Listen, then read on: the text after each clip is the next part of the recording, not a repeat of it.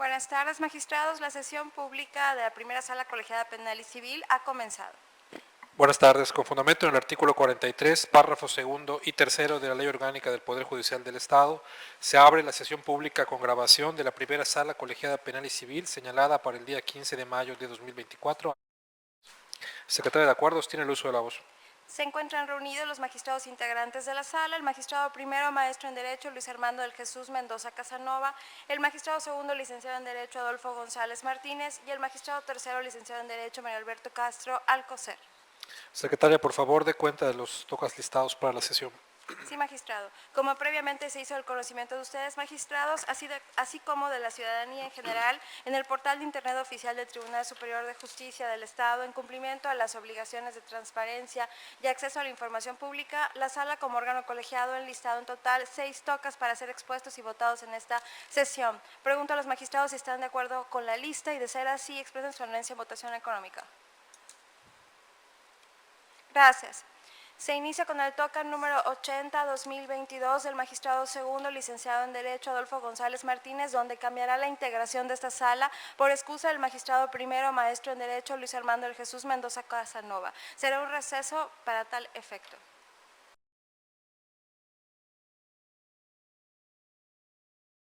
Bien. Asiste a esta sesión de la primera sala colegiada penal y civil la magistrada segunda de la segunda sala colegiada penal y civil, maestra en ciencias penales, Lisset Mimense Herrera, por excusa del magistrado primero de esta primera sala para el primer toca listado. Toca 1 del ponente 2 corresponde al número 1 de la lista de la sesión, donde el magistrado segundo es el ponente. Toca 80-2022, causa penal iniciada con el número 96-2013 del índice del extinto juzgado tercero penal, que luego migró a la número 420-2013 del índice del juzgado segundo penal y actualmente con el número 1466-2013 del índice del juzgado primero penal. La resolución apelada es una sentencia de fecha 12 de abril del 2017 y el apelante es el Ministerio Público. Magistrado segundo, tiene usted el uso de la voz. Gracias. El proyecto que someto a consideración de la magistrada y del magistrado, que en este acto explico de forma sintetizada, opino que debe de conservarse el sentido absolutorio de la sentencia apelada, pues, aun cuando las pruebas recopiladas en la causa fueron suficientes para acreditar el delito de robo calificado cometido en pandilla, lo cierto es que estas no resultan útiles para probar fehacientemente que el hoy sentenciado fue la persona responsable de la comisión de dicho ilícito.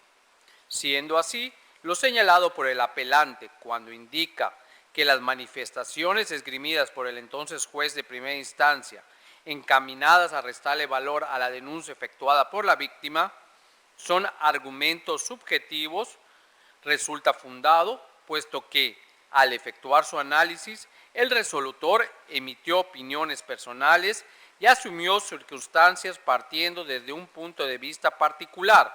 Sin embargo, esto resulta insuficiente para acceder a sus pretensiones de condenar al sentenciado, ya que, aun cuando esta acusación cuenta con valor probatorio, lo cierto es que no resulta útil para demostrar la plena intervención en la comisión del ilícito acusado en su contra, pues en ningún momento menciona haber observado en posesión de los bienes que denunció como robados. Teniendo lo anterior en consideración, resulta infundada la aseveración hecha por el apelante referente a que esta prueba se ve fortalecida con el contenido del informe policial homologado, signado y ratificado por el oficial de la Secretaría de Seguridad Pública, pues al analizar ambas pruebas se puede observar que existen inconsistencias entre ellas, lo que nos impide concatenar ambas pruebas entre sí. De tal manera, se tiene que la única prueba que a manera de indicio pone de manifiesto una conducta de apoderamiento de bienes propiedad del denunciante es el informe policial homologado suscrito por un elemento de la Secretaría de la Seguridad Pública del Estado, pero esta no encuentra apoyo con alguna otra probanza que lo robusteza. Por otro lado, también resulta infundada la afirmación realizada por el recurrente respecto a que la negativa hecha por el incoado en relación a su participación en los sucesos acusados no se encuentra probada, pues aun cuando pretende privar de valor la declaración de quien fuera uno de los adolescentes intervinientes en los hechos denunciados, lo cierto es que su declaración coincide no solo con la negativa de y quien fuera su coinculpado, sino con la declaración de una de las testigos de descargo ofrecidas por la parte acusada, al ser todos coincidentes en señalar a personas diversas como los autores de la conducta ilícita denunciada. Por lo anteriormente expuesto, se propone confirmar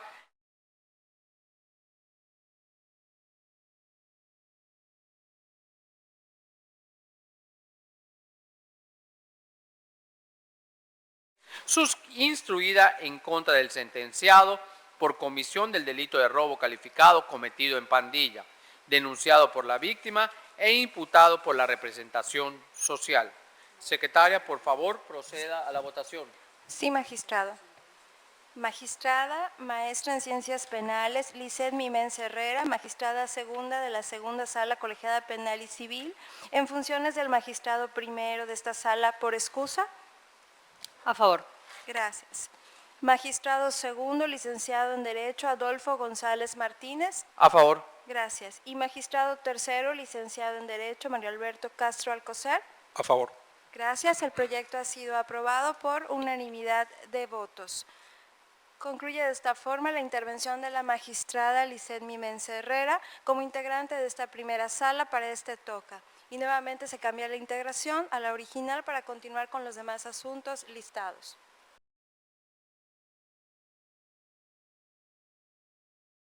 Se continúa con los tocas del magistrado segundo, licenciado en Derecho, Adolfo González Martínez, quien enlistó 4 resoluciones. La primera de ellas ya ha sido aprobada con diferente integración. Para este y los siguientes tocas, la integración de la primera sala es la original. Magistrado primero, maestro en Derecho, Luis Armando del Jesús Mendoza Casanova. Magistrado segundo, licenciado en Derecho, Adolfo González Martínez. Y magistrado tercero, licenciado en Derecho, Mario Alberto Castro Alcocer. El toca número 2 del ponente segundo corresponde al número 2 de la lista de la sesión. Toca 116-2023, deriva del expediente civil 468-2018 del Juzgado Segundo Civil. Se trata de un juicio extraordinario hipotecario. La resolución apelada es una sentencia de fecha 10 de mayo de 2023 y el apelante es la parte actora. Magistrado, tiene usted el uso de la voz. Gracias. En el proyecto que someto a consideración de los magistrados, que en este acto explico de forma sintetizada, se declara procedente el recurso de apelación instado por el oponente en contra de la sentencia de fecha 10 de mayo del año 2023, teniendo como consecuencia que se modifique la misma bajo las razones siguientes.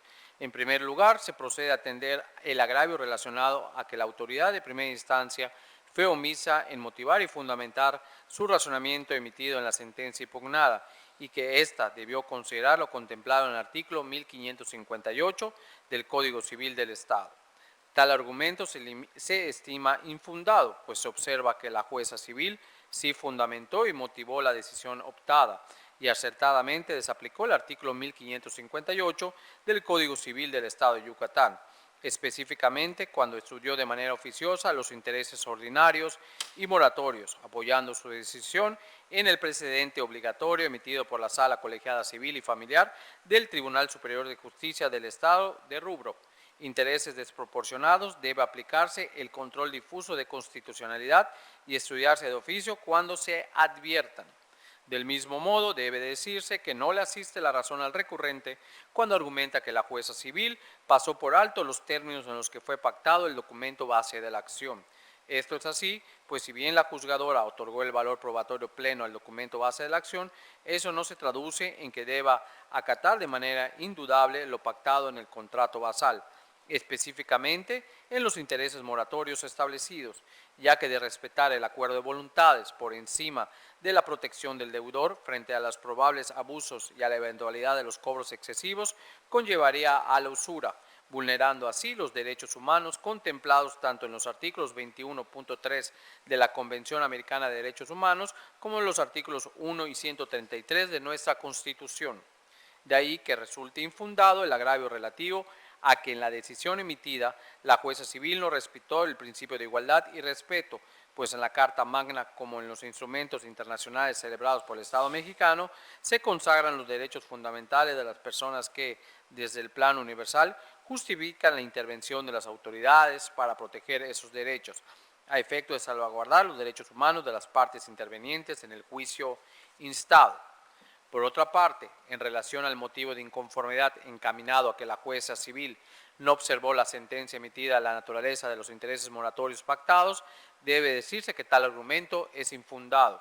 Ello, ya que del contenido de la sentencia impugnada es claro que la jueza civil se atendió la naturaleza de estos, pues al momento de realizar el estudio correspondiente de los intereses moratorios pactados en el contrato base de la acción, a efecto de determinar si los mismos eran usurarios, la juzgadora empleó como parámetro las tasas de intereses fijadas anuales vigentes en la Comisión Nacional para la Protección de la Defensa de los Usuarios de Servicios Financieros en operaciones similares al caso que nos ocupa y correspondiente a la fecha en la que la parte incurrió en mora.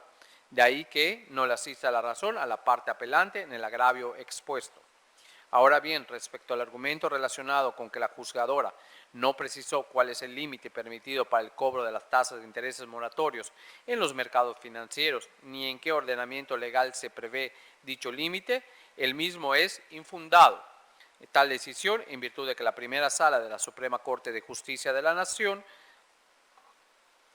en el amparo directo de revisión 3087/2014, determinó que para los intereses moratorios no existía un indicador financiero que refleje las principales tasas de este tipo de interés, de manera que será la juzgadora o el juzgador quien, si una vez realizado el escrutinio correspondiente, llega a la conclusión de que los intereses moratorios pactados son usurarios, debe reducirlo y fijar prudencialmente cuál será el porcentaje que se tendrá que aplicar para este tipo de intereses.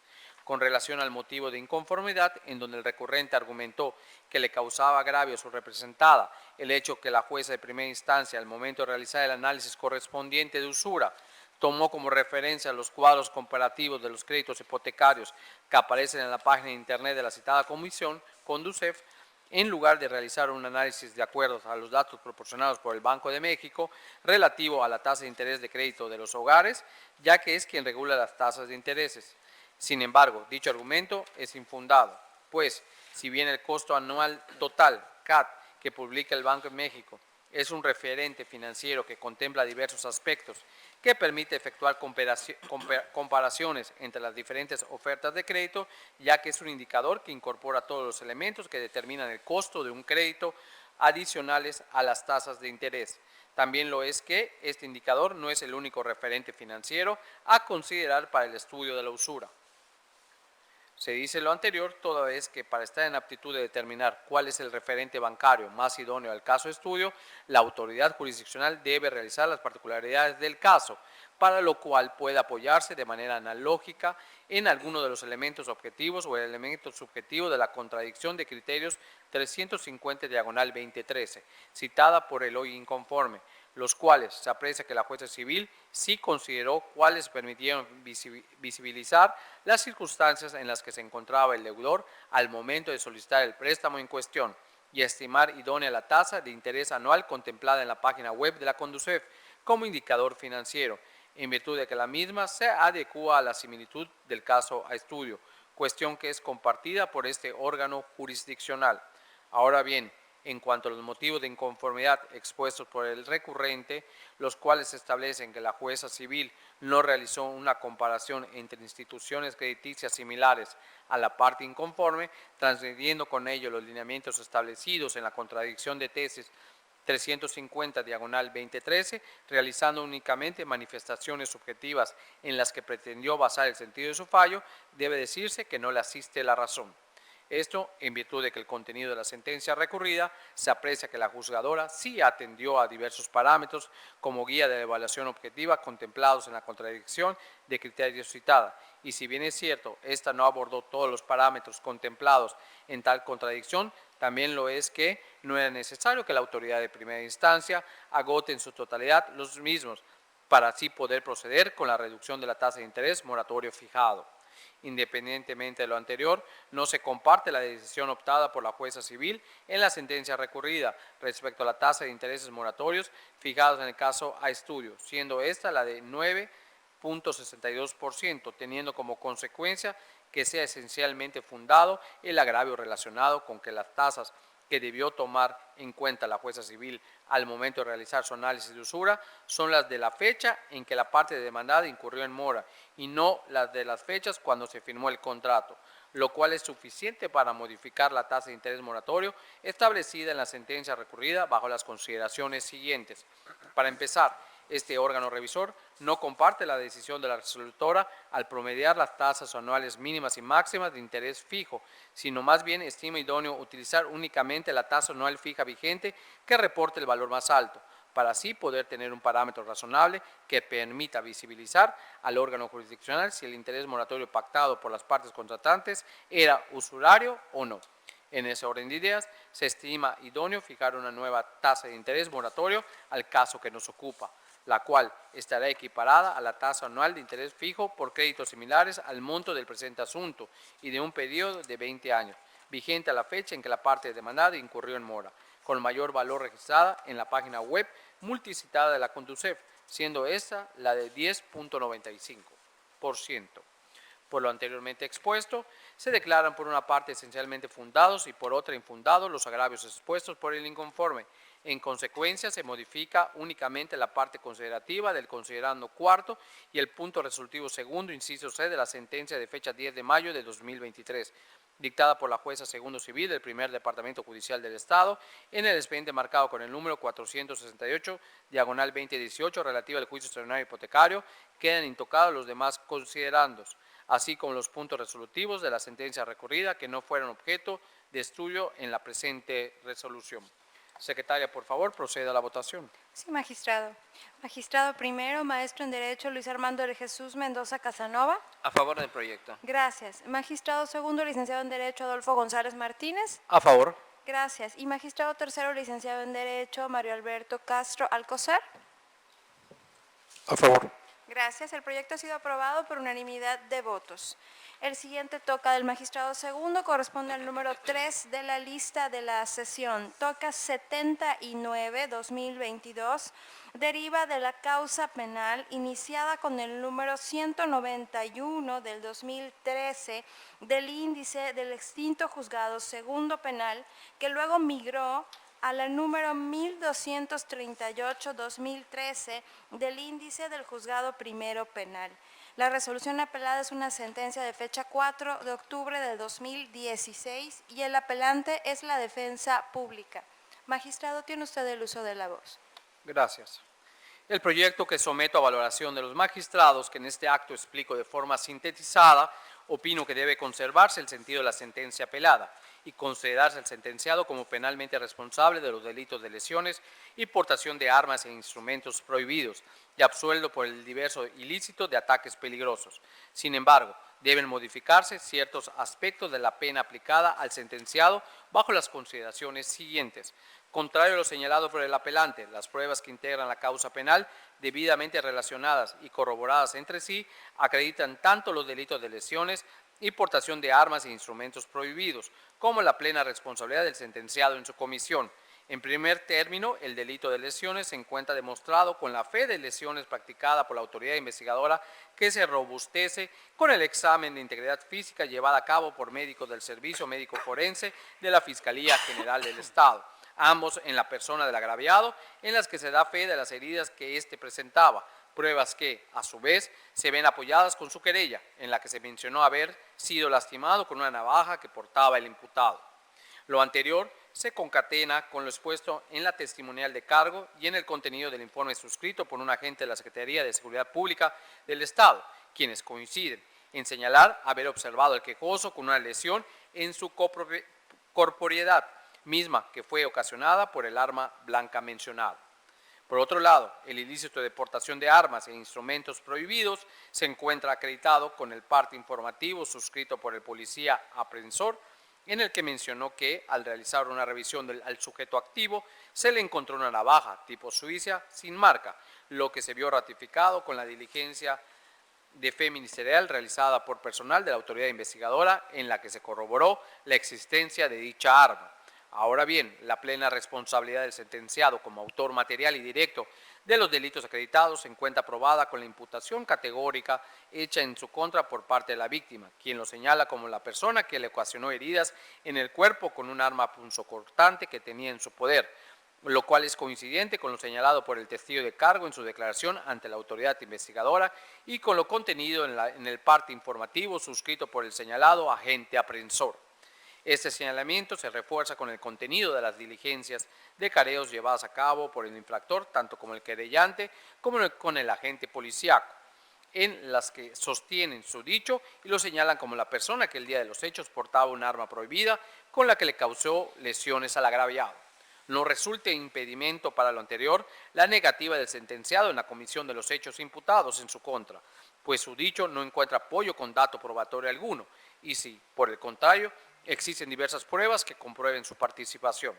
Tampoco son un obstáculo los argumentos expuestos por el defensor del inculpado en su escrito de agravios, en los que se considera que no se encuentran acreditados los delitos imputados, así como la plena responsabilidad de su defendido en su comisión, pues a su parecer las pruebas que integran la causa penal no son suficientes, ya que dichas manifestaciones resultan infundadas. Por otra parte, en lo que atañe al delito de ataques peligrosos, se considera que deberá quedar intocado y firme, toda vez que no fue apelado por el Ministerio Público el sentido absolutorio con el que el juez de primera instancia resolvió.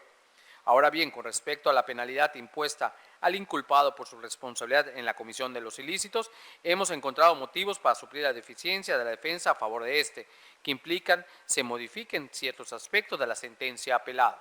Así, se pudo observar que el resolutor equivocadamente fue omiso en hacer del conocimiento del inculpado acerca de la posibilidad que tiene de sustituir la multa a la que fue condenado por la comisión del ilícito de lesiones por jornada de trabajo en favor de la comunidad, en caso de que se acreditara no poder pagarla o se negara a hacerlo. También notamos que al momento de tasar la cantidad de la multa a imponer, el entonces juez equivocadamente tomó como referencia un monto que no se contempla en la tabla de salarios mínimos generales y profesionales por áreas geográficas, en el área y el año en el que sucedieron los hechos, por lo que debe tomarse el valor adecuado y en base a este computar la sanción pecuniaria a imponer.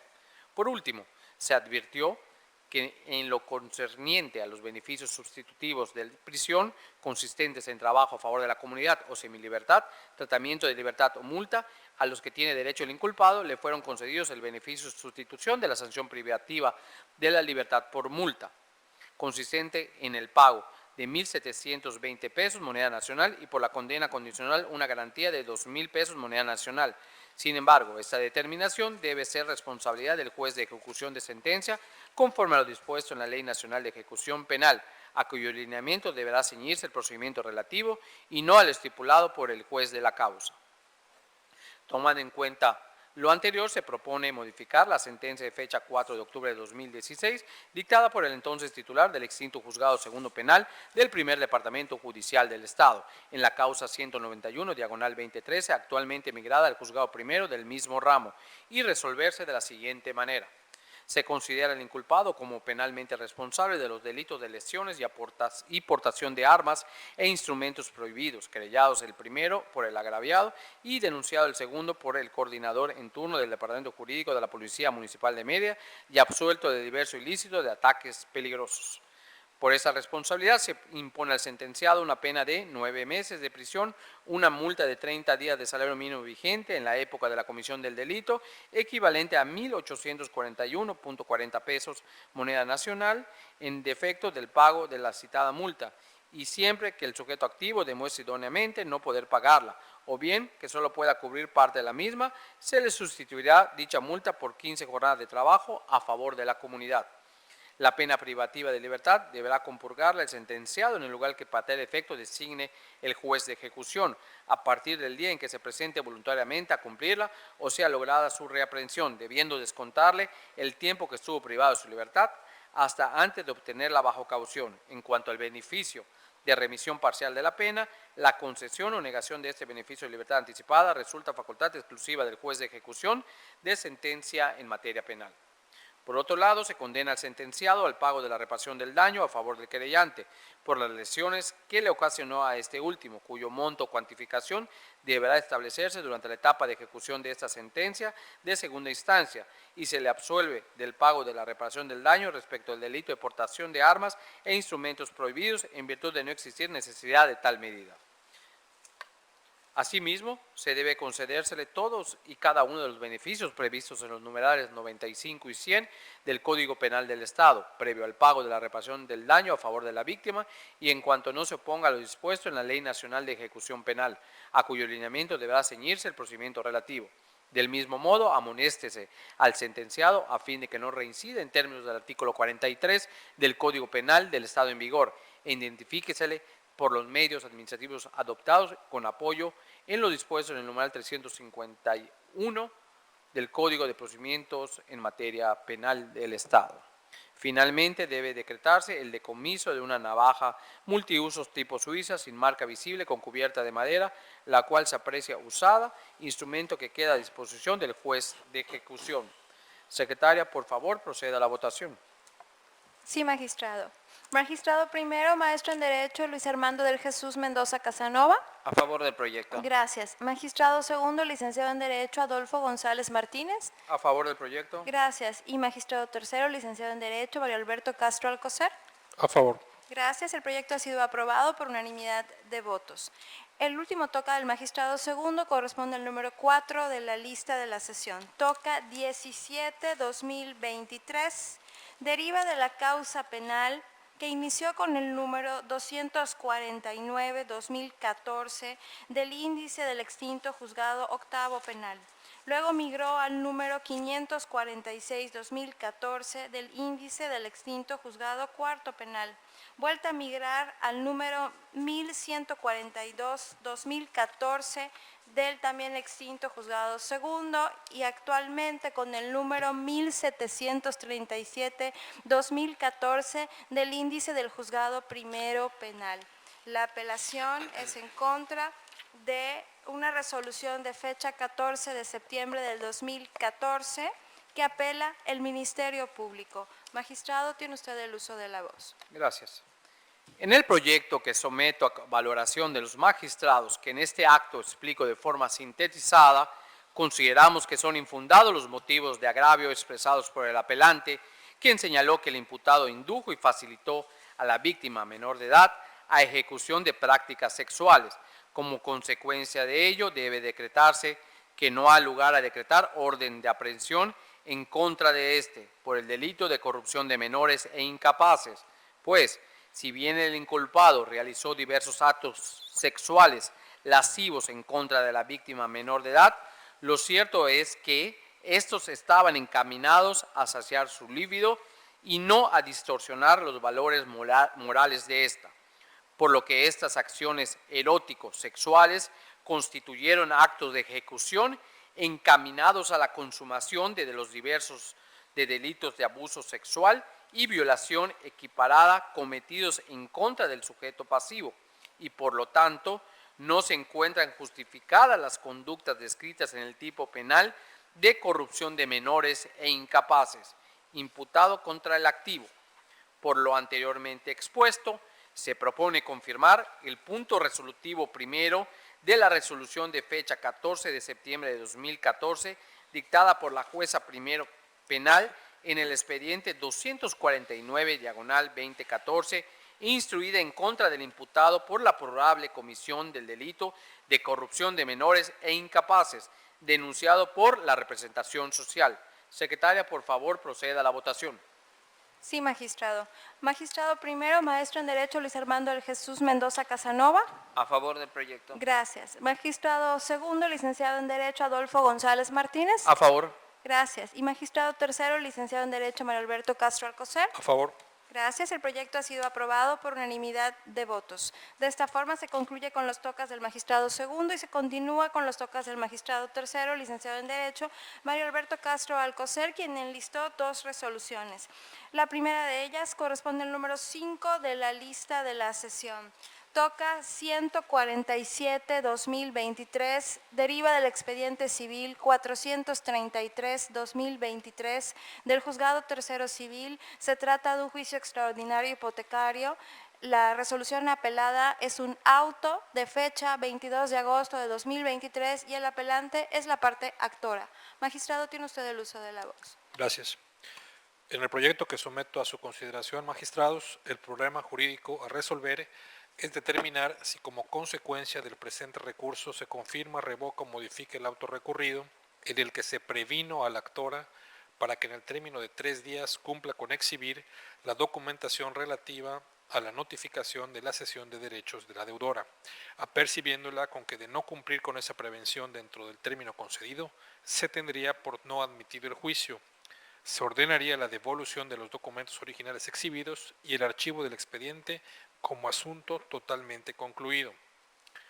Considero esencialmente fundado el agravio aducido por el apelante, pues si bien es cierto que el juez debe analizar de oficio si tal condición se cumplió, la notificación de la cesión de derechos al deudor previamente al inicio del juicio, sin embargo, esa obligación debe limitarse a verificar si se cumplió con el requisito formal de la notificación en la forma en que lo establece la ley, sin que pueda exigirse al juzgador que verifique si la diligencia respectiva derivó efectivamente en el conocimiento del deudor de que el crédito hipotecario fue cedido, pues esa postura iría más allá del texto de la ley que únicamente establece como condición para que el cesionario pueda ejercer la vía hipotecaria que previamente le haya notificado por escrito al deudor de la cesión. Por lo tanto, propongo modificar el auto de fecha 22 de agosto de 2023, dictado por la jueza tercero civil del primer departamento judicial del Estado. Por favor, secretaria, proceda a la votación. Sí, magistrado.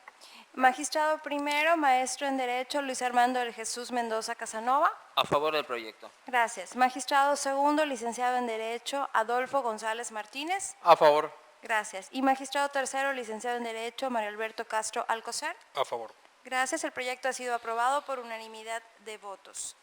Continuamos. Gracias. El último toca de la sesión es el número 6 de la lista de la sesión. Toca 167-2023 del magistrado tercero, deriva del expediente civil 175-2020 del juzgado tercero civil y se trata de un juicio extraordinario hipotecario. La sentencia apelada es una sentencia interlocutoria de fecha 28 de septiembre de 2023 y el apelante es la parte demandada. Magistrado, tiene usted el uso de la voz. Muchas gracias.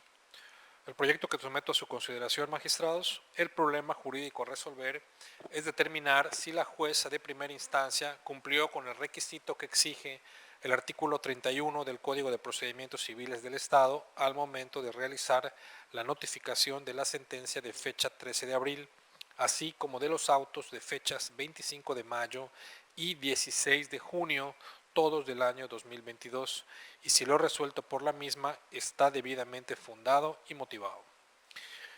Considero por una parte inoperantes los agravios aducidos por el apelante, pues no combaten la totalidad de los argumentos jurídicos con que la jueza sustentó su determinación, y por otra parte considero que son infundados, pues ningún precepto legal de nuestro ordenamiento jurídico impone la obligación y o establece que en los expedientes, cualesquiera que sea, se tuviera que anexar copias de todas y cada una de las listas relativas a las notificaciones realizadas en el procedimiento para su validez, y aún menos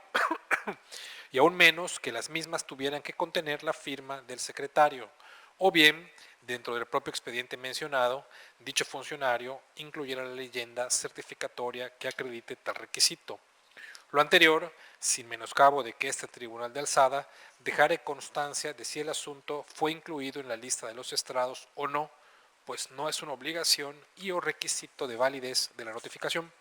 Por lo tanto, propongo confirmar la sentencia interlocutoria de fecha 28 de septiembre de 2023, dictada por la jueza tercero civil del primer Departamento Judicial del Estado. Secretaria, por favor, proceda a la votación. Sí, magistrado. Magistrado primero, maestro en Derecho Luis Armando El Jesús Mendoza Casanova.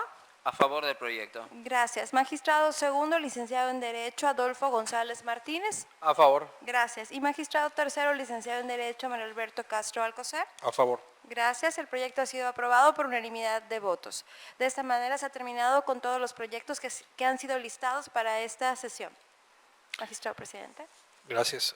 Se ordena a la Secretaria de Acuerdos que levante el acta de sesión y la someta a aprobación y firma de los magistrados para que después pueda ser publicada a fin de cumplir las obligaciones de transparencia. Se continúa con las funciones propias de este órgano jurisdiccional y se cierra la sesión